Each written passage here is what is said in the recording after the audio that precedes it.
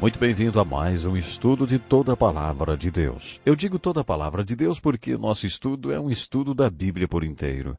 E ele já nos trouxe até o livro de Jó. O estudo do livro de Jó está organizado como um roteiro de uma peça dividida em 3 atos. O primeiro ato estamos chamando de o cenário. E nele temos uma visão do cenário de toda a história. O segundo ato, o compartilhar. É a parte mais longa do livro que mostra a chegada dos 3 amigos de Jó e o diálogo que eles mantêm a respeito do dilema de seu sofrimento. O terceiro ato vamos chamar de a solução. Nesse ato, o jovem chamado Eliú entra em cena e faz um discurso. Como resultado desse discurso, Jó olha para o alto, vê Deus em um redemoinho e inicia uma longa conversa com Deus. A seguir, Jó descobre a solução para o dilema do seu sofrimento. Em nosso último estudo, vimos o primeiro ato e agora estamos prontos para focalizar o segundo. Este segundo ato, qual chamamos de o compartilhar, é o mais longo do livro de Jó, mas eu não vou gastar muito tempo nele, porque, como já destaquei em nosso primeiro estudo, no final desse diálogo, Deus diz que os discursos dos amigos de Jó, Elifaz, Zofar e Bildade, estão errados no que dizem a respeito a Deus e a Jó. No final dos diálogos, somos informados que Jó estava certo no que dizia a respeito de Deus. O que eu vou falar agora não está escrito na Bíblia, mas eu acho que podemos concluir que Jó não estava certo naquilo que falou de si mesmo. Provavelmente você vai concluir que todos esses 4 homens concordam em um ponto e discordam radicalmente em outro. Lembre-se que eu disse em nosso último estudo que a pergunta que Jó fez à sua mulher era o ponto-chave para a verdade mais importante do livro de Jó. Quando a mulher de Jó mandou que ele amaldiçoasse a Deus e morresse, Jó lhe perguntou: aceitaremos o bem dado por Deus e não o mal? Essa foi uma pergunta muito profunda. Os 4 homens concordavam que um homem bom podia esperar que Deus colocasse coisas boas em suas mãos, por ele ser bom.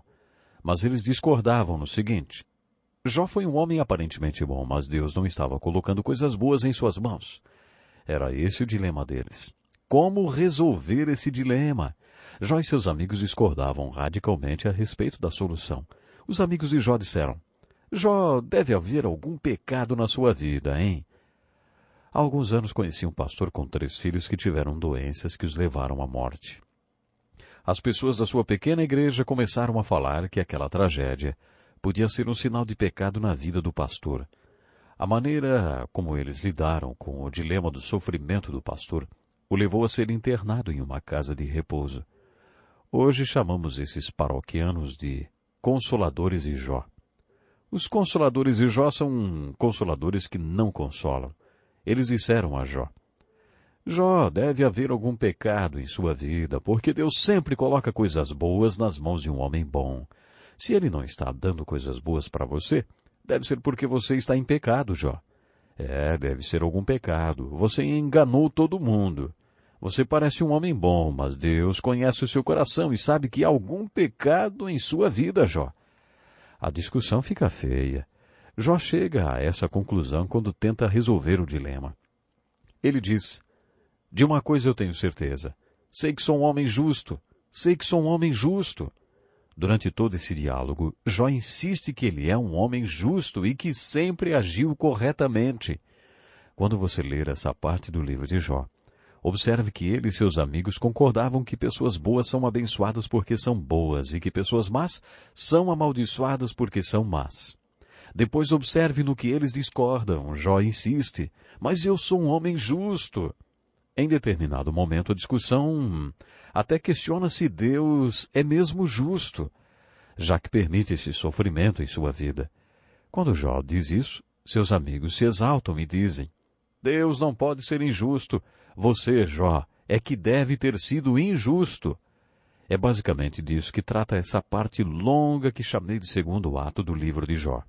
Quando você estudar os discursos dos amigos de Jó, lembre-se que no final Deus falou para os amigos de Jó que eles não estavam certos no que falaram a respeito de Deus e de Jó. Quando você lê a Bíblia, aprende que para toda ação existe uma reação. Mesmo quando os amigos de Jó estavam errados, observe o que eles disseram. Eles deixaram bem claro para o que é certo. É isso que quero dizer quando digo que você pode aprender pela reação dos discursos deles. Você pode aprender muito se estudar a fundo esses discursos. Cada um deles faz uma abordagem diferente, mas os três amigos de Jó concordam que o problema de Jó é o pecado em sua vida, mas Deus diz que eles estavam errados. Elifaz alega que teve uma experiência assombrosa durante a noite que fez seus cabelos arrepiarem. De acordo com Elifaz, um espírito passou por ele. Ele não viu homem algum, mas no meio de um silêncio mortal, uma voz soprou um conselho para Elifaz, que ele passou para Jó. Isso mostra outro detalhe dos consoladores de Jó. Uma coisa é ir visitar alguém, vamos dizer, com intuitos malignos. Outra coisa é um irmão ou irmã crente se oferecer para orar pela doença da pessoa.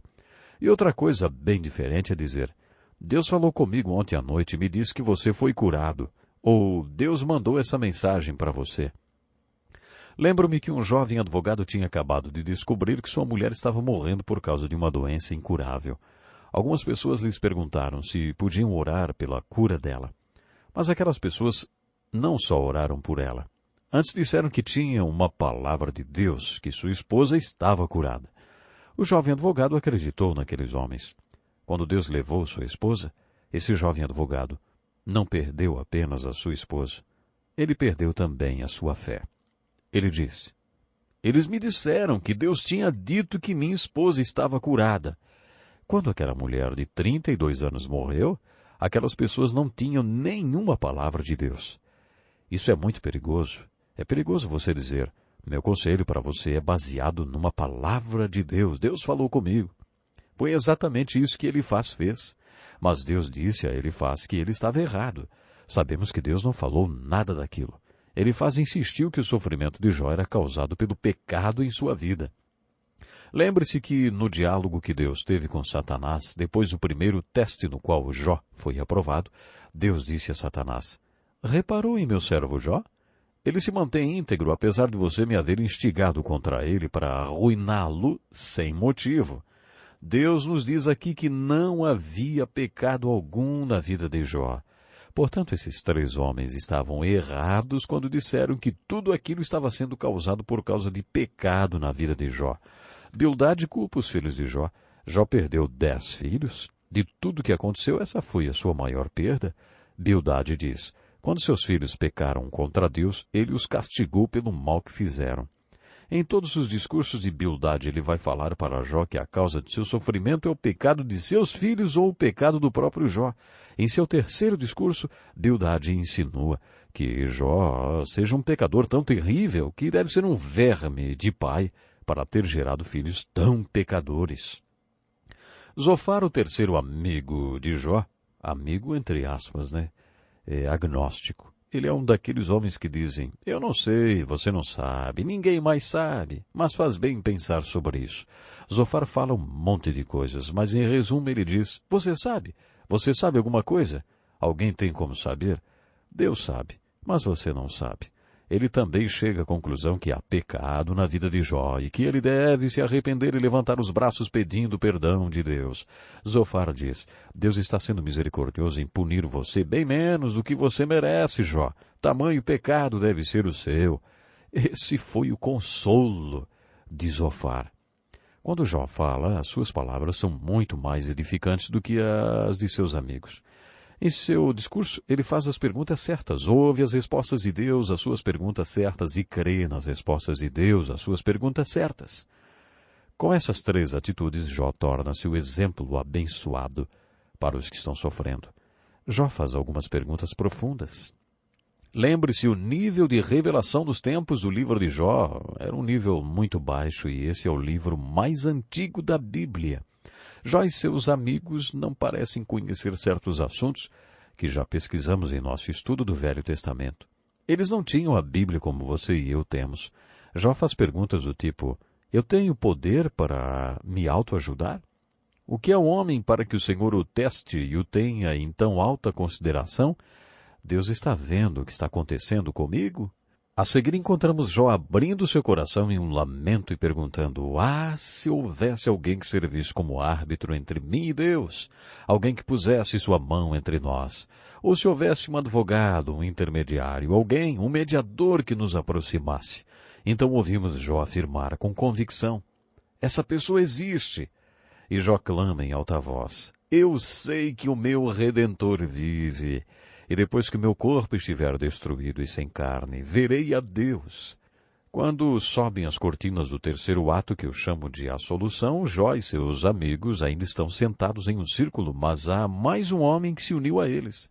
Esse jovem, cujo nome é Eliú, diz: eu sou jovem, vocês têm idade, por isso tive receio e não ousei dizer-lhe o que sei. Eles costumavam respeitar muito os mais velhos. Eliú continuou: mas é o Espírito dentro do homem que lhe dá o entendimento, o sopro do Todo-Poderoso. Não são só os de idade que entendem o que é certo. Por isso digo, escutem-me, também vou dizer o que sei. Nenhum de vocês demonstrou que Jó estava errado.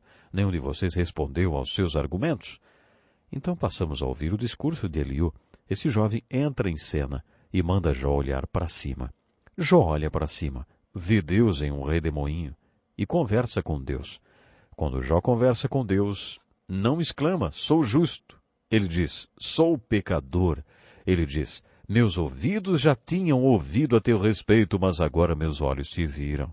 Por isso menosprezo a mim mesmo e me arrependo no pó e na cinza. Creio que o discurso de Eliú dá uma solução ao dilema de sofrimento de Jó, e creio que esse discurso seja o centro da mensagem do livro de Jó. Eliú diz que Jó está com as mãos abertas no centro desse dilema, perguntando a Deus: o que devo esperar que Deus coloque nas minhas mãos por eu ser um homem bom? Agora volte um pouco para o primeiro ato, quando tivemos uma ideia do cenário do livro de Jó. Satanás fez essa mesma acusação contra Jó. Hoje chamamos essa acusação de Satanás de a psicologia da religião, ou o ataque psicológico sobre a religião, o que parece que sempre leva a um ponto. Porque os cristãos são cristãos? Creio que no capítulo 35, versículos 1 a 7, Eliú resolve o dilema do sofrimento de Jó, quando lhe pergunta: você lhe pergunta, que vantagem tenho eu e o que ganho se não pecar? Desejo responder-lhe a você e aos seus amigos que estão aqui: olhe para os céus e veja, mire as nuvens tão elevadas. Se você pecar, em que isso o afetará? Se os seus pecados forem muitos, que é que isso lhe fará? Se você for justo, o que lhe dará?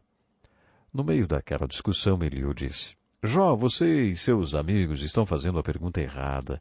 No meio disso tudo, suas mãos ficaram abertas, vazias, gananciosas e sujas. E você está perguntando: o que Deus vai colocar em minhas mãos?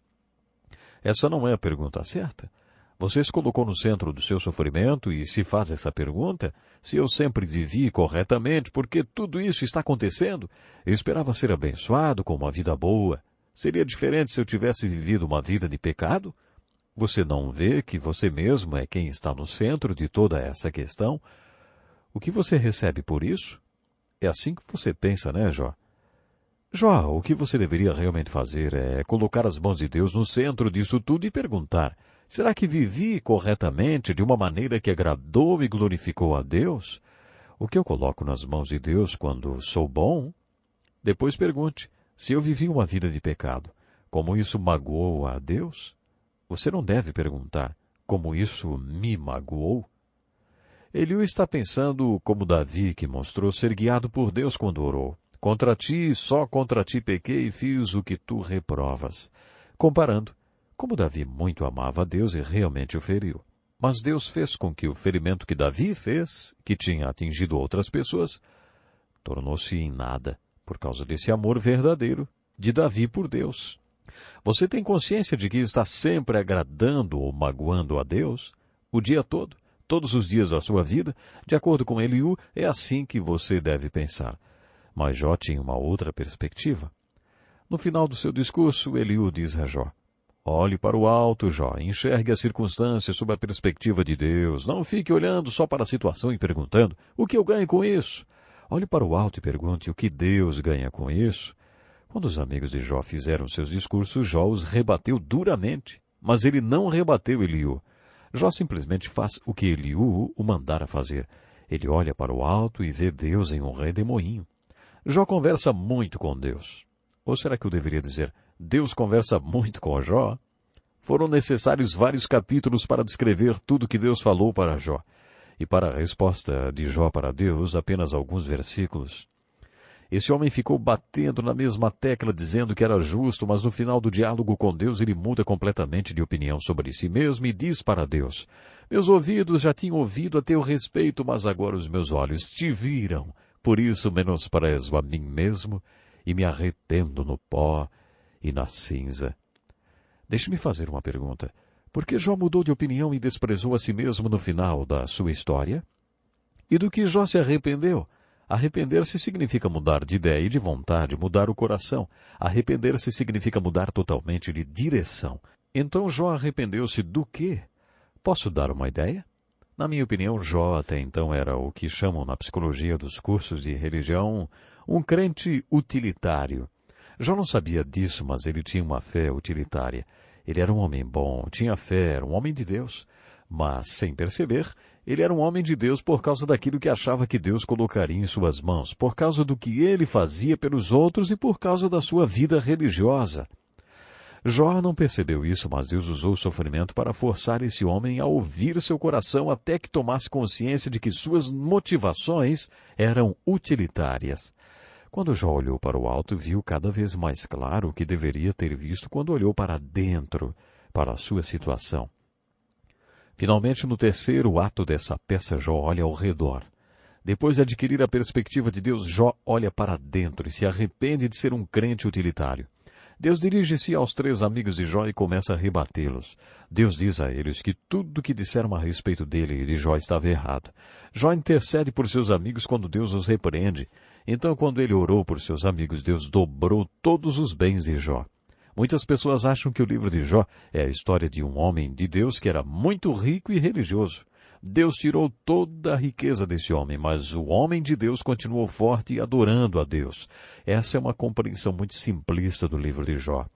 Há uma verdade muito mais profunda que descobrimos ao observar que Deus só dobrou todos os bens de Jó depois que ele orou por seus amigos. Você já tinha prestado atenção nisso? O livro de Jó nos fala de 3 perspectivas de vida que Deus quer que tenhamos. Deus quer que olhemos para dentro até que Ele nos mostre quem realmente somos. Deus quer que olhemos para dentro para enxergarmos o pecado em nossa vida. Deus quer que confessemos o pecado, que descobrimos quando olhamos para dentro. Deus não quer que paremos por aí, não. Se você tivesse que parar aí, sua vida continuaria a mesma, porque você não pode mudar nada então. Mas você pode ser muito analítico e não sair do lugar. A segunda perspectiva de vida que Deus quer que tenhamos é a visão superior. Deus quer que olhemos para o alto e vejamos tudo a partir do seu ponto de vista, da perspectiva de Deus. Deus quer que o coloquemos no centro de nossas vidas para que, independentemente das circunstâncias, nossa resposta nunca seja, mas eu, por que eu? Ou, o que eu vou ganhar com isso? Ou, por que o Senhor permitiu que isso acontecesse comigo? Se olharmos para cima e enxergarmos tudo sob a perspectiva de Deus, poderemos dizer, Deus, como o Senhor pode ser glorificado através dessa situação? O Senhor permitiu que tudo isso acontecesse, dê-me a graça para lidar e responder a essa situação de uma maneira que eu mostre o Senhor para as outras pessoas. Senhor, de alguma forma o Senhor será glorificado através de tudo isso. Isso nos dá uma perspectiva muito melhor do nosso sofrimento. Quando Jó olhou para dentro e depois para cima e finalmente orou por seus amigos, foi como se Deus dissesse, agora você vai para o primeiro lugar da fila, Jó. Porque o homem que olhou para cima e para dentro é o homem que está pronto para olhar ao redor e ser parte da minha solução e parte da minha resposta na vida dos feridos dentre o meu povo. Há uma verdade muito bonita no final do livro de Jó quando Deus dobra a sua riqueza. Se voltarmos um pouco no primeiro ato, veremos que Jó teve 7.000 ovelhas. Quando Deus dobrou a riqueza de Jó, deu-lhe 14.000. Já tinha 3.000 camelos no primeiro ato. Deus lhe deu 6.000. Deus dobrou todo o rebanho de Jó quando dobrou sua riqueza, mas Deus não dobrou o número de filhos quando dobrou sua riqueza. Quando Deus dobrou a riqueza de Jó, Deus lhe deu 7 filhos e 3 filhas. Por que Deus não lhe deu 14 filhos e 6 filhas quando dobrou a riqueza de Jó? Foi aí que Deus respondeu a uma das perguntas corretas de Jó. Quando um homem morre, acaso tornará a viver? Quando as ovelhas morreram? Morreram. Quando os camelos morreram? Morreram. Por isso, quando Deus dobrou o rebanho de Jó, tinha que dar a ele o dobro das ovelhas e dos camelos. Mas quando os filhos e filhas de Jó foram mortos, não morreram, apenas foram transferidos para outra dimensão de vida. Por isso, na perspectiva de Deus, para que Jó tivesse 14 filhos e 6 filhas, Deus só tinha que dar a ele mais 7 filhos e mais 3 filhas, porque ele já tinha 7 filhos e 3 filhas no céu. Viu? Para a pergunta de Jó, quando um homem morre, acaso tornará a viver? Foi assim que Deus respondeu. Conheço pessoas que perderam seus filhos e enxergaram essa verdade no livro de Jó. Se você perguntar a elas quantos filhos têm, elas incluirão aquelas que já estão no estado eterno. Elas acreditam que seus filhos ainda vivem e aprenderam isso no livro de Jó. O livro de Jó fala sobre um homem que há milhares de anos aplicou a psicologia da religião à sua fé. Quando esse homem aplicou a psicologia da religião à sua fé, ele era um crente utilitário. Ele não tinha consciência disso, mas seus motivos eram utilitários. Quando Deus o fez olhar para dentro, mostrou a ele, no centro daquela situação, que suas mãos estavam sujas. Então, ele se arrependeu. Ele colocou as mãos de Deus no centro da sua experiência de vida e cresceu espiritualmente. Esse homem viveu mais 150 anos depois dessa descoberta sobre si mesmo. Depois ele morreu cheio de anos, porque Deus deu a ele aquela revelação. O apóstolo Paulo é um exemplo de um homem que sabia qual deveria ser o centro da sua experiência de fé. Quando ele teve um encontro com Jesus Cristo na estrada de Damasco, ele não perguntou, Senhor, o que o Senhor vai fazer por mim? Paulo fez outra pergunta, Senhor, o que o Senhor quer que eu faça? Isso é maturidade espiritual. Deus vai usar com frequência a ferramenta do sofrimento para nos fazer crescer espiritualmente. O livro de Jó é a história de como Deus usou a ferramenta do sofrimento para fazer crescer um homem que era um grande homem, temente a Deus, mas que, sem saber, era também um crente utilitário que estava preocupado com o que Deus ia fazer por ele. Deus permitiu que a ferramenta do sofrimento fizesse esse homem crescer até o ponto em que ele orou. Deus, o que eu posso fazer pelo Senhor? Não é o que o Senhor vai colocar nas minhas mãos, e sim o que eu vou colocar em suas mãos que resolve o dilema do sofrimento. É essa a mensagem do livro de Jó. Muito frequentemente é isso que significa o sofrimento que Deus permite que venha sobre as nossas vidas. Se você estiver sofrendo agora, se o seu coração está ferido, venha para o livro de Jó e veja o que Deus mostrou a Jó através do sofrimento. Estamos terminando o nosso tempo de estudo de hoje, convidando a você para estar conosco na próxima oportunidade. Que Deus lhe abençoe grandemente.